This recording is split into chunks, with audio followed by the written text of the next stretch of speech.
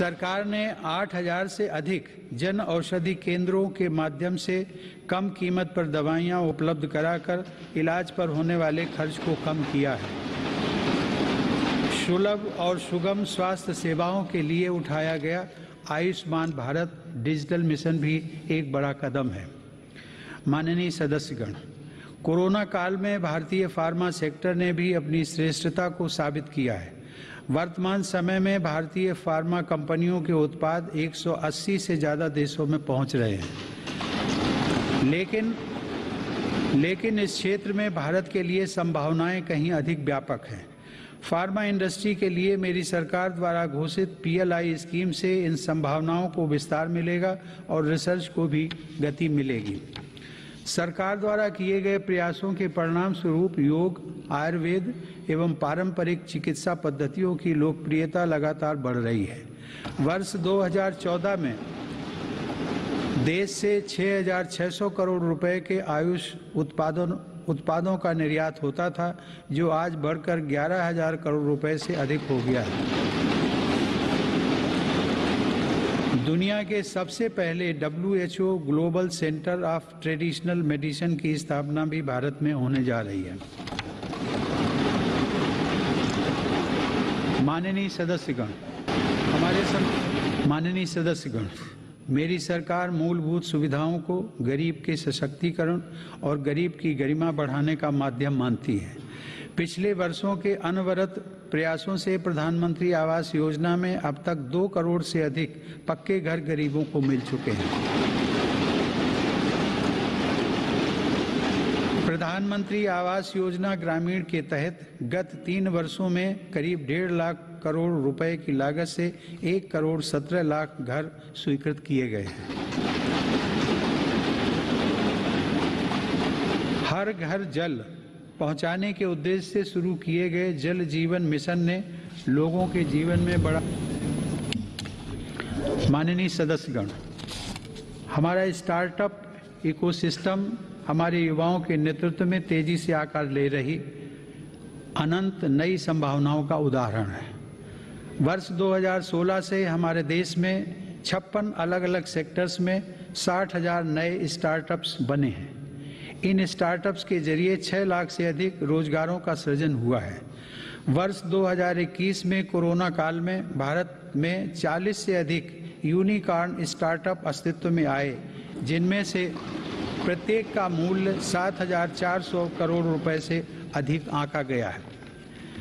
मेरी सरकार की नीतियों की वजह से आज भारत उन देशों में है जहां इंटरनेट की कीमत सबसे कम है तथा स्मार्टफोन की कीमत भी सबसे कम है। इसका बहुत बड़ा लाभ भारत की नौजवान पीढ़ी को मिल रहा है। भारत 5G मोबाइल कनेक्टिविटी पर भी तेजी से काम कर रहा है, जिससे अनेक नई संभावनाओं के द्वार खुलेंगे। सेमीकंडक्टर को लेकर भारत के प्रयासों का बहुत बड़ा लाभ हमारे स्टार्टअप इकोसिस्टम को होगा। भारत के युवाओं को तेजी से बदलती टेक्नोलॉजी का लाभ मिले, इसके लिए भी सरकार ने अनेक नीतिगत निर्णय लिए हैं। कई नए सेक्टरों में प्रवेश के द्वार खोले। सरकार ने startups intellectual property protection programme के माध्यम से पेटेंट और ट्रेडमार्क से जुड़ी प्रक्रियाओं को आसान बनाया है, उन्हें नई गति दी है। इसी का परिणाम है कि इस वित्त वर्ष में पेटेंट के लिए लगभग 6,000 और ट्रेडमार्क के लिए 20,000 से ज़्यादा आवेदन किए गए हैं। माननीय सदस्यगण, मेरी सरकार के निरंतर प्रयासों से भारत एक बार फिर विश्व की सर्वाधिक तेजी से विकसित हो रही अर्थव्यवस्थाओं में से एक बन गया है।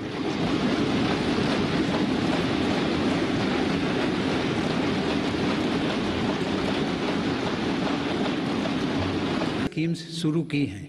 ये PLI स्कीम्स न केवल भारत को ग्लोबल मैन्युफैक्चरिंग हब के रूप में स्थापित करने में मदद करेंगी, बल्कि रोजगार के 60 लाख से अधिक अवसर भी उपलब्ध कराएंगे। देश में मोबाइल उत्पादन की सफलता मेक इन इंडिया का एक बड़ा उदाहरण है।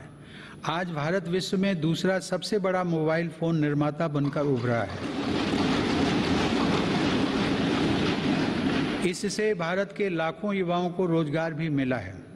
हमारा देश इलेक्ट्रॉनिक और टेक्नोलॉजी हार्डवेयर के क्षेत्र में ग्लोबल लीडर बने, इसके लिए सरकार ने सिलिकॉन और compound semiconductor fabrication, display, FAB, chip design और इनसे जुड़े वेंचर्स के लिए हाल ही में 76,000 करोड़ रुपए का पैकेज भी घोषित किया है।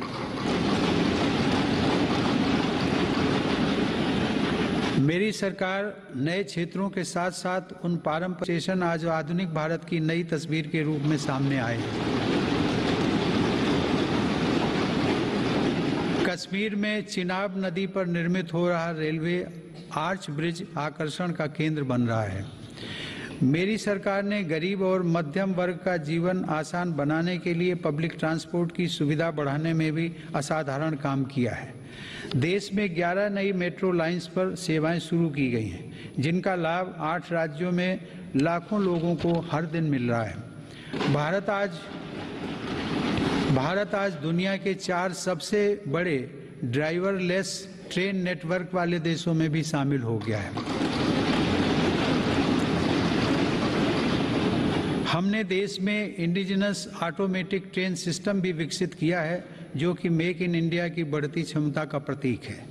सरकार ने देश में 21 ग्रीन फील्ड एयरपोर्ट्स के निर्माण के लिए भी मंजूरी दी है।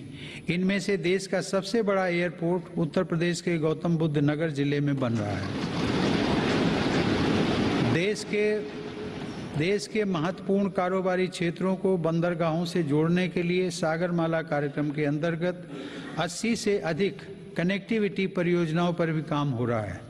अब तक 24 राज्यों में 5 मौजूदा राष्ट्रीय जलमार्गों और 106 नए जलमार्गों सहित कुल 111 जलमार्गों को राष्ट्रीय जलमार्ग घोषित किया गया है। इनमें से 23 जलमार्गों के जरिए माल परिवहन भी हो सकेगा। आधुनिक